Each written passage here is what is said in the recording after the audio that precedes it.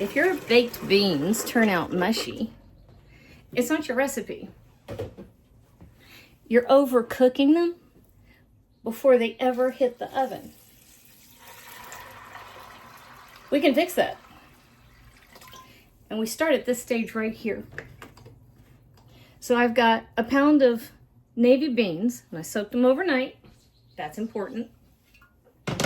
And all I'm going to do at this stage is bring them up to a boil with a little handful of salt.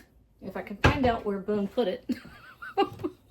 I have a kid who's been organizing my kitchen, and now I can't find anything.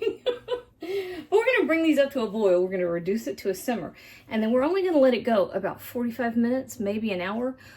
We're going to taste them, and we're going to have them when they're just mainly tender, but they're going to have a little bit of bite left to it, right? So I'm going to go find my salt, and I'll show you that when I find it. But I'll show you also what the simmer looks like so that you know the perfect amount of simmer to get these to the exact right texture. Found it. Okay, so I've got diamond crystal salt. See that? It's a little bit finer. The crystal's a little finer than Morton kosher salt. This is also kosher salt. So I'm going in there with about a tablespoon and a teaspoon. So just over a tablespoon.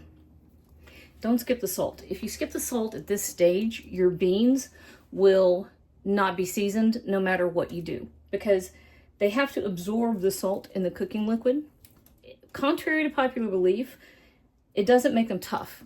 It's acid that makes the beans tough. So you have to do the seasoning at this stage, because when they go into the oven, you're going to have ketchup and some vinegar in the seasoning, and that will make them tough.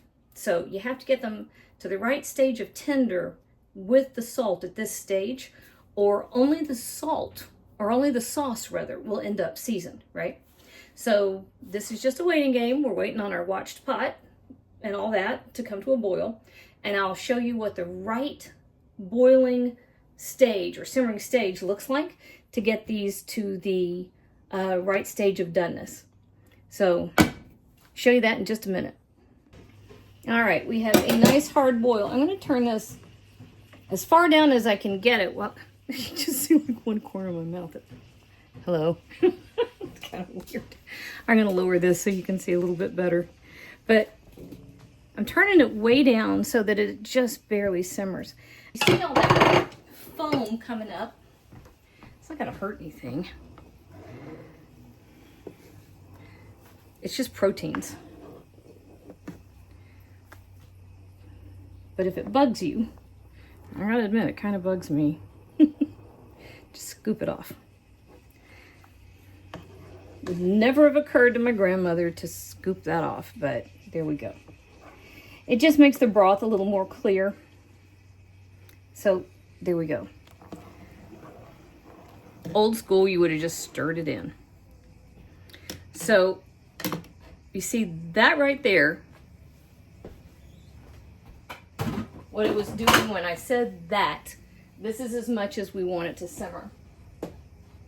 So now we set a timer. I'm actually going to scoot it back here to this other eye. We're going to set a timer. We're going to let it go for that 45 minute to an hour, okay? Barely moving. That's all we want. Meet you back here. Our beans are cooked, and I just drained them off. So they are cooked through, but they've still held their shape. And if I were going to eat them now, I would actually like them a little more done. And over here, I reserved the cooking liquid. All right, so here are the ingredients to our baked beans. I've got about 6 ounces of bacon. How much did I do? 1/4 cup of ketchup, 2 tablespoons of just plain yellow mustard, a teaspoon and a half of smoked paprika, a teaspoon and a half of Worcestershire, 2 teaspoons of kosher salt, a teaspoon and a half of black pepper, 1/4 cup of brown sugar, and then you can pick your poison on this one. I have a 1/4 cup of maple syrup. You can use molasses, you can use sorghum, you could even use honey if you wanted to. Of course, molasses is the classic. I prefer maple syrup. And then I've got one big fat onion that I'm gonna dice up. All right, so I'm gonna start over here with our bean pot that I have just returned to the pot, and I've put it back on medium heat. And I'm simply going to add our bacon, and I'm gonna let this bacon start to render. We're not going for crispy, we're just going for cooked. And then I'm coming back over here while this gets started. I'm just gonna cut our onion, medium, smallish dice. I'll be back. All right, dice our onion. Got it over the medium-low heat. And we're just gonna give this, oh, I don't know, 10 minutes maybe. It's already pretty fragrant. We just want to jumpstart that bacon and onion together before we get everything else back in the pot. And I've got our oven turned to 300 degrees because this is a very low and slow dish. That's really all I had to say.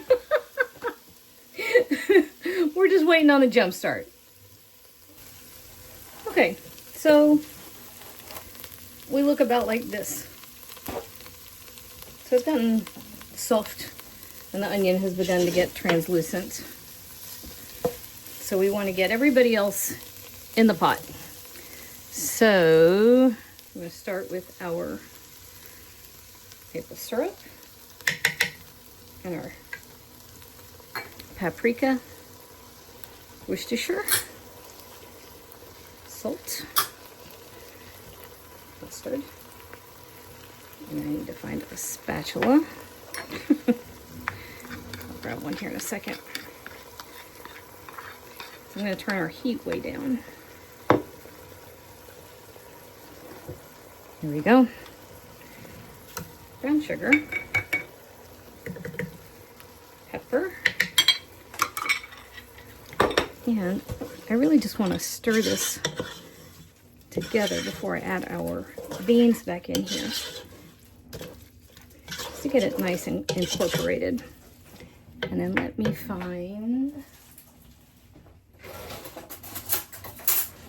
I think my little spatula that fits in these ramekins is in the sink. Oh, that sounds like a waste of gas. I don't think I'd be doing that at this point in time, but okay. All right, so we're just mixing everything together, and then we're gonna add our beans back in here. Whoa! Apparently we're adding them very quickly.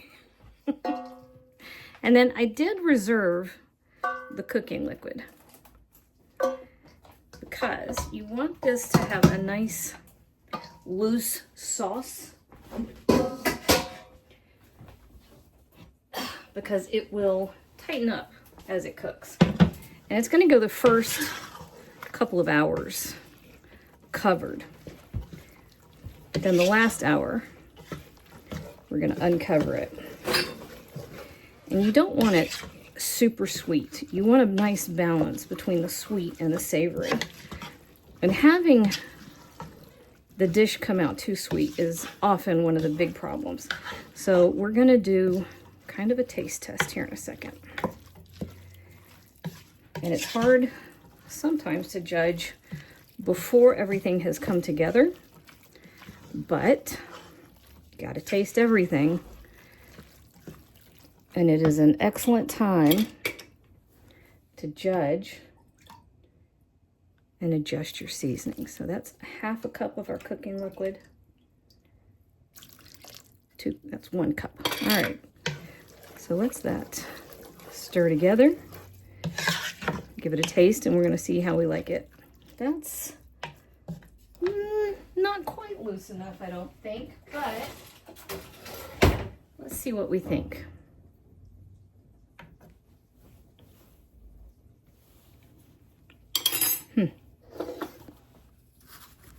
We need salt,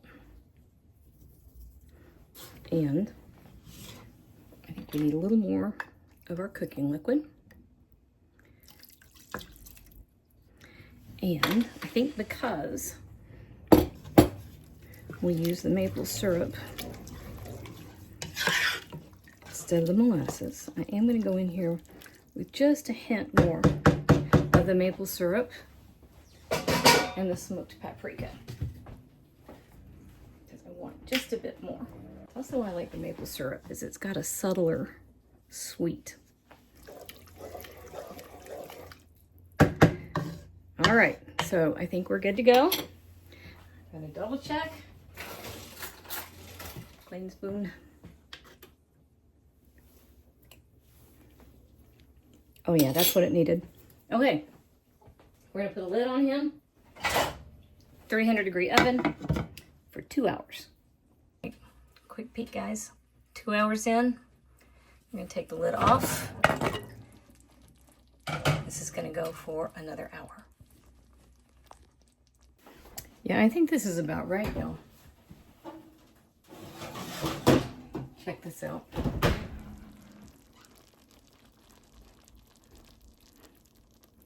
Yeah, you should smell this. And it's talking to us. All right, that's hot. Hot as blue blazes.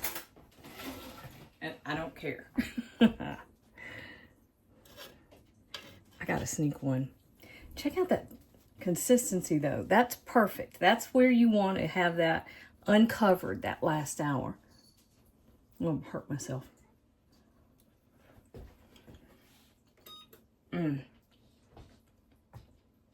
Oh. It doesn't get any better than that. You can't get that from a can. Wow. You can taste that smoked paprika and that black pepper and that maple. That is absolutely spectacular. If your baked beans have been mushy or bland, that right there is the fix. That's about the fix to everything.